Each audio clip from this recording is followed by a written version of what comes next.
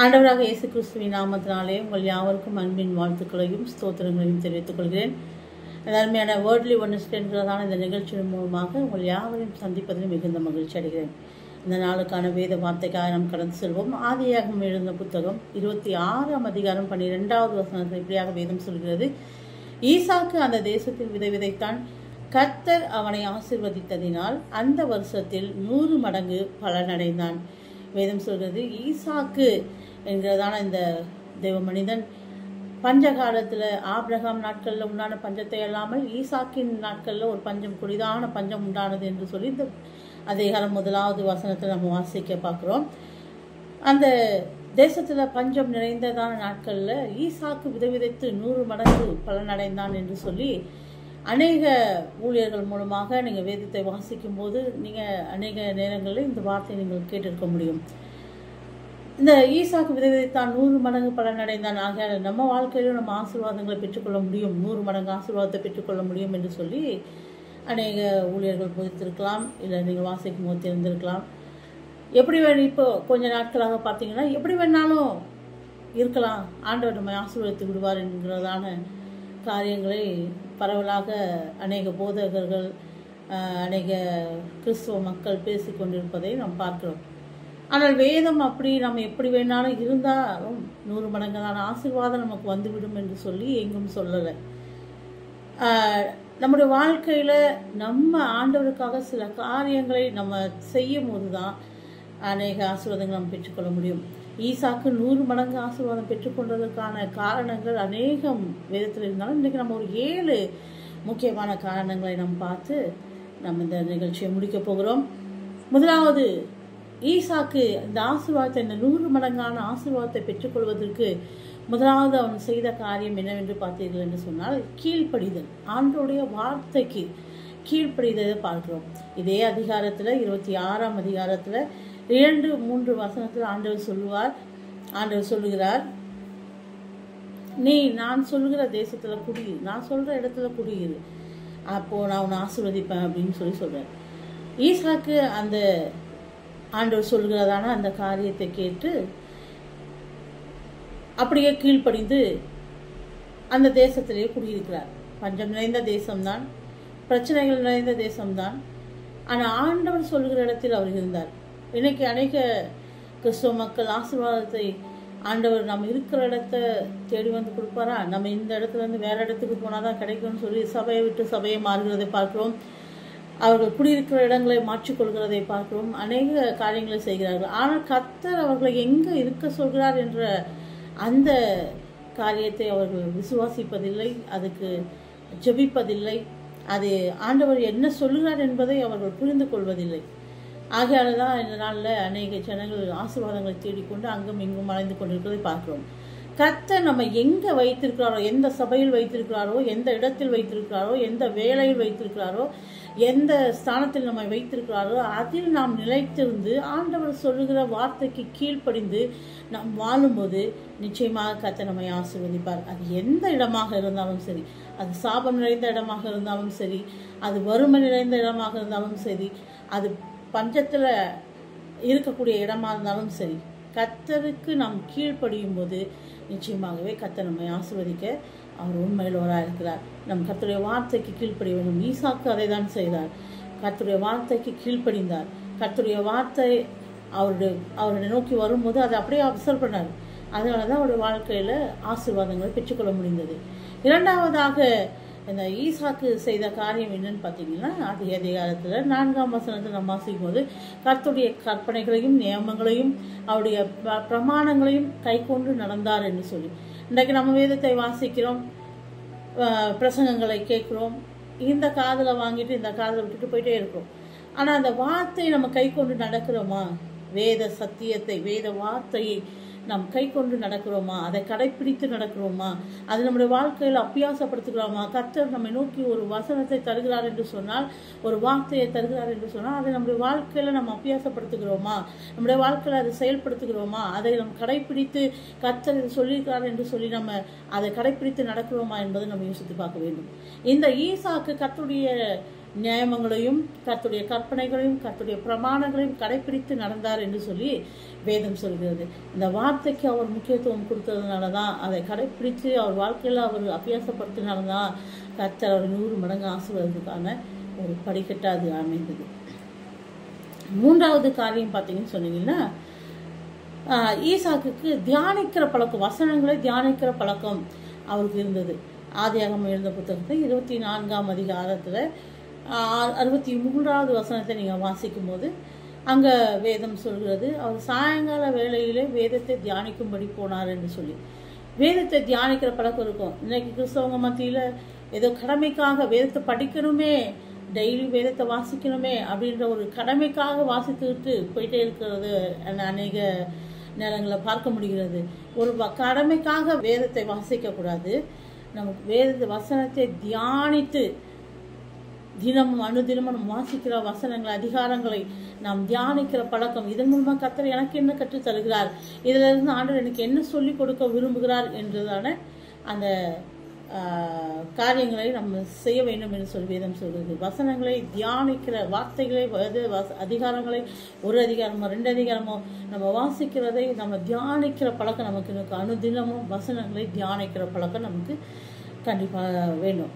அப்படி நம்ம வசனங்களை தியானிக்கிற அந்த பழக்கம் நம்முடைய வாழ்க்கையில் இருந்ததுன்னா நிச்சயமாக நம்ம ஆண்டவர் ஆசீர்வதிப்பார். 4வதாக ஈசாக்கினுடைய வாழ்க்கையில் காணப்பட்டதான ஒரு காரியம் என்னன்னு பார்த்தீங்கன்னா, அவருக்கு ஒரு தேவன் வந்துச்சுன்னா மனுஷன்கிட்ட போய் நிற்க மாட்டார், ஆண்டவர்கிட்ட தான் போய் நிற்பார்.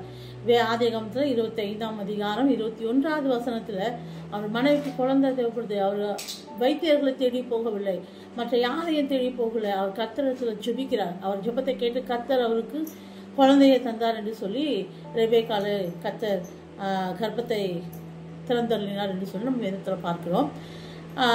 கர்த்தர் நம்முடைய தேவைகளை சந்திப்பார், நம்முடைய காரியங்களை கைகூடவர் பண்ணுவார் அப்படிங்கிறதான விசுவாசத்தோடு நமக்கு எந்த தேவைகளாக இருந்தாலும் கர்த்தரிடத்தில் முதலாவது நம்ம ஜெபிக்கிற பழக்கம் நமக்கு, நம்ம மனிதனை தேடி போகிறதோ, சொந்த பந்தங்களை நாடி போகிறதோ, இல்லை நம்ம வேலை செய்யும் முதலாளிகளை தேடி போகிறதோ, இப்படிப்பட்டதான காரியங்கள் இல்லாமல் நம்ம கர்த்தரை நோக்கி நம்ம ஜெபிக்கிற மக்களாக நம்ம காணப்பட்டோம் என்று சொன்னால், இந்த ஈசாக்கை ஆசீர்வதித்த தேவன் நம்மையும் ஆசீர்வதித்த ஒரு உண்மையுள்ளவராக இருக்கிறார்.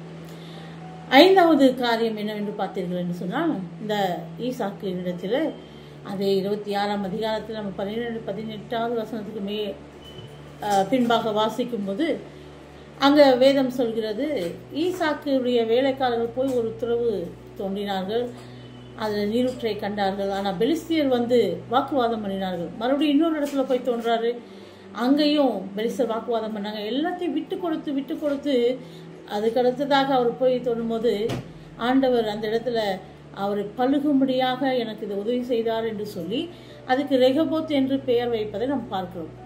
நம்ம வாழ்க்கையில் கர்த்தர் நமக்கு கொடுத்த காரியங்களை அடுத்தவங்க, லூக்கா சுவிசேஷ புத்தகத்தில் எப்படியாக ஒரு வசனம் சொல்கிறது, உன்னிடத்தில் கேட்குற எவனுக்கு கொடு, உன்னிடத்தில் உள்ளதை எடுத்துக்கொள்ளுங்க, திரும்ப கேட்காத அப்படின்னு சொல்லிட்டு ஒரு வசனம் சொல்லுது.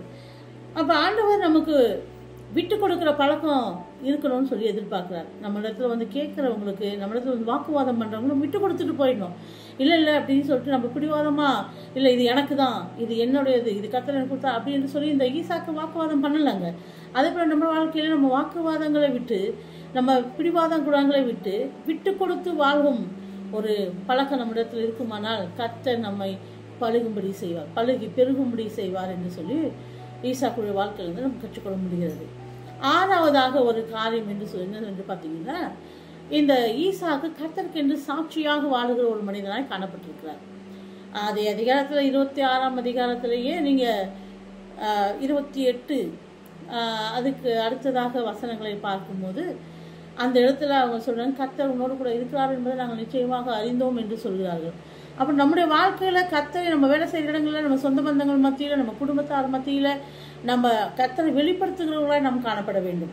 கர்த்தருக்கு சாட்சியாக வாழுகிறவர்களா நாம் காணப்பட வேண்டும். கர்த்தருடைய நாமத்துக்கு மகிமையாக வாழுகிறவர்களா நாம் காணப்பட வேண்டும். அப்போ கர்த்தருடைய நாமத்தை நாம் மகிமைப்படுத்தி சாட்சியாக பரிசுத்தமாக நம்ம வாழும்போது கர்த்தர் நிச்சயமாகவே நம்மை ஆசீர்வதிப்பார்.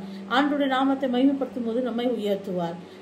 ஏழாவதாக இந்த ஈசாக்கு நிலத்துல காணப்பட்டதான ஒரு காரியம் என்ன சொன்னா, அதே 26ஆம் அதிகாரத்திலேயே ஒரு வசனம் 30வது வசனத்திலிருந்து நீங்க வாசித்தீங்கன்னு சொன்னா, இவருக்கு விரோதமாக வாக்குவாதங்கள் பண்ணி இடத்துல இருந்த துறவுகளை எல்லாம் பறித்து கொண்ட அதே பெலிஸ்தர் வந்து உன்னோட கூட கர்த்தர் இருக்கிறார் என்று சொல்லி நாங்கள் அறிந்து கொண்டோம். ஆகையால நாங்கள் உன்னோடு கூட உடன்படிக்கை செய்யும்படியாக வந்திருக்கிறோம் அப்படின்னு சொல்லும்போது அவர்கள் இவருக்கு விரோதமான காரியங்களை செய்திருந்தாலும் அவர்களை மன்னித்து அவர்களுக்கு விருந்து பண்ணினாராம்.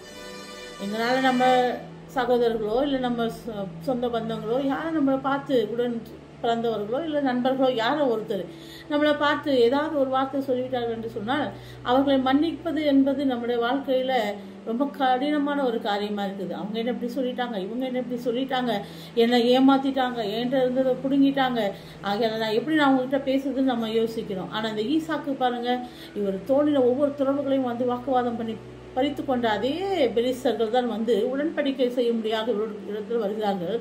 இவர் அவர்களை மன்னித்து அவர்களுக்கு விருந்து பண்ணி அவர்களோடு கூட உடன்படிக்கை செய்து அவர்களை நல்லபடியா சமாதானமாய் அவர்களை அனுப்பி வைக்கிறத பார்க்கிறோம்.